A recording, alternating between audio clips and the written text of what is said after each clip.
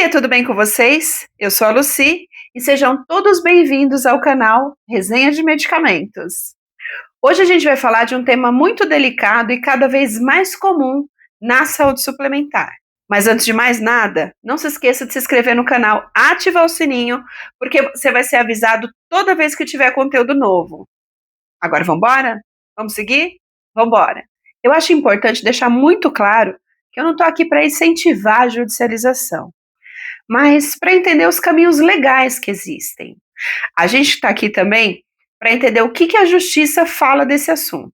E principalmente qual é o papel do farmacêutico para apoiar com uma solução responsável e técnica. Se você quer estar preparado para lidar com essas situações de forma ética e consciente, fica comigo até o final que você não vai se arrepender. A judicialização vai ocorrer diante da negativa do plano de saúde. O paciente vai buscar a justiça para ter acesso ao seu medicamento ou tratamento prescrito. Ué, mas tratamento não é medicamento? Não. Tratamento pode ser uma cirurgia, por exemplo. Então, por isso que a gente coloca medicamento e tratamento, tá? Isso vai ocorrer tanto no SUS quanto na saúde suplementar, tá? Então, judicialização ocorre na saúde pública e também quando a gente fala de convênios, né, de operadoras de saúde. E aí, entrando mais agora no contexto de saúde suplementar, vamos entender quando ocorrem essas negativas. Quando que vai ocorrer essa judicialização? Pode ocorrer a judicialização porque o medicamento não está na lista do rol da ANS. O que isso significa? Lembra que eu falei para vocês que tem uma lista com todos os medicamentos que o convênio é obrigado a fornecer? Se o medicamento não estiver nessa lista, o paciente pode ir lá e entrar na justiça para ter acesso àquele medicamento, em descumprimento da DUT. Então, são aqueles casos que o medicamento está no rol, você fala, ué, mas por que foi negado se está lá no rol da ANS? Eu olhei a lista e o meu medicamento está lá. Ele cumpre a DUT? Por quê? Por que tem que cumprir a DUT?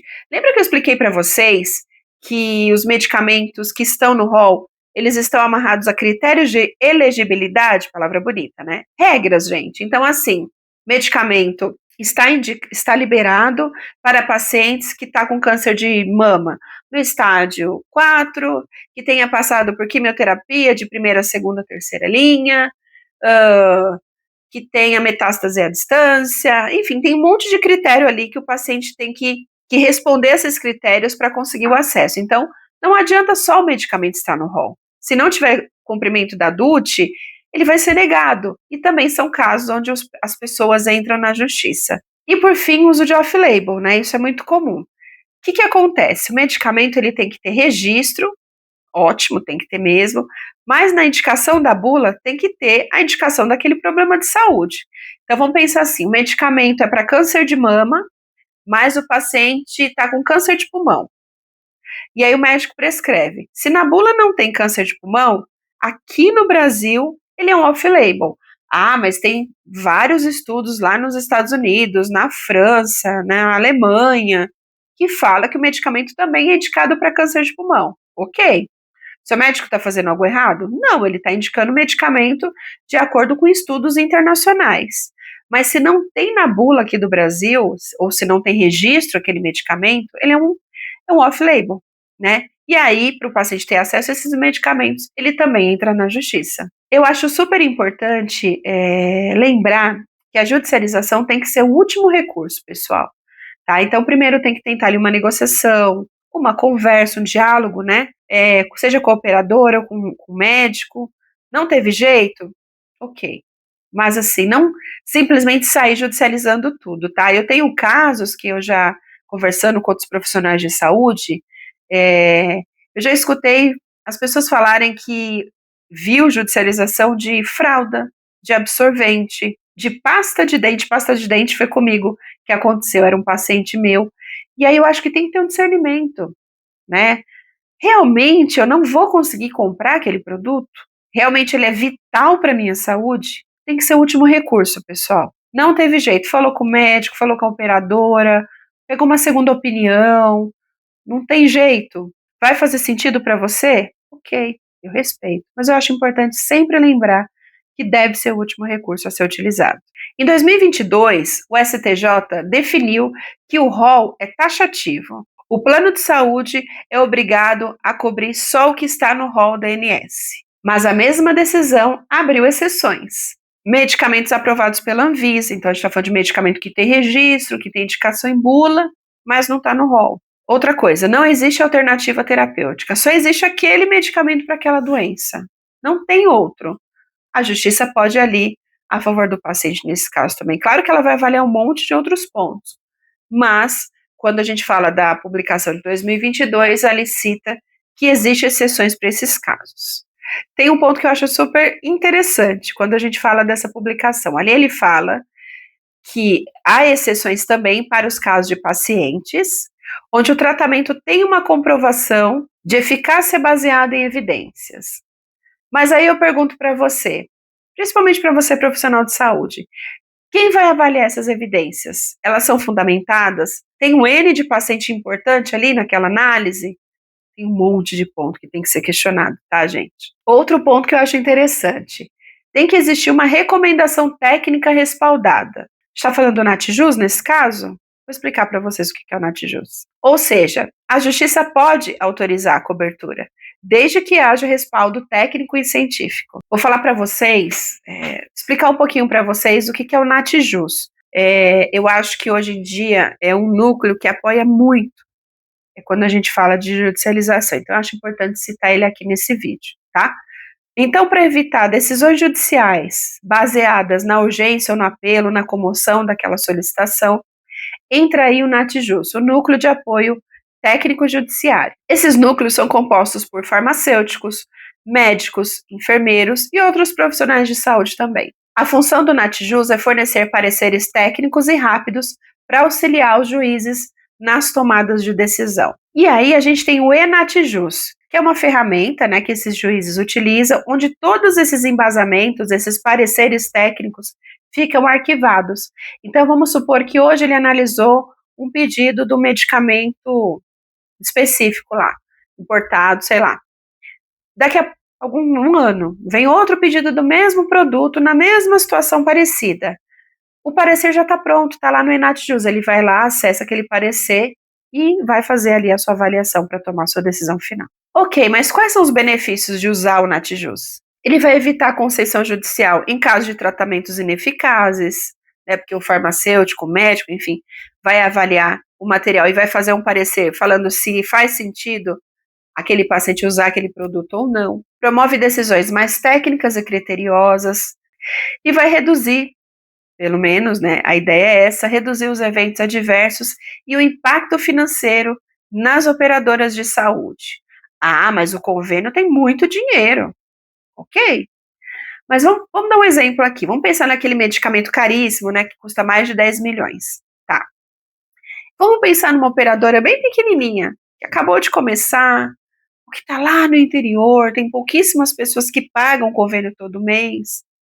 Gente, dependendo do rombo financeiro por conta de uma judicialização, essa operadora ela pode até quebrar, falir. Então essa análise tem que ser muito bem feita pelo juiz. E eu vou além. Quando a gente fala de sustentabilidade, eu acho que todo mundo tem responsabilidade. O médico prescritor, ele tem que avaliar se realmente não tem um outro tratamento para aquele paciente que esteja no rol. Vai ser mais rápido, vai ser mais efetivo. Tá? O paciente tem que avaliar se faz sentido entrar na justiça por conta daquele tratamento. Será que ele pegou uma segunda opinião com outro médico? Será que ele sentou com o médico dele e questionou se não tem um tratamento que já está no rol para as coisas andarem mais rápido? E a operadora de saúde também tem responsabilidade quando a gente fala de sustentabilidade.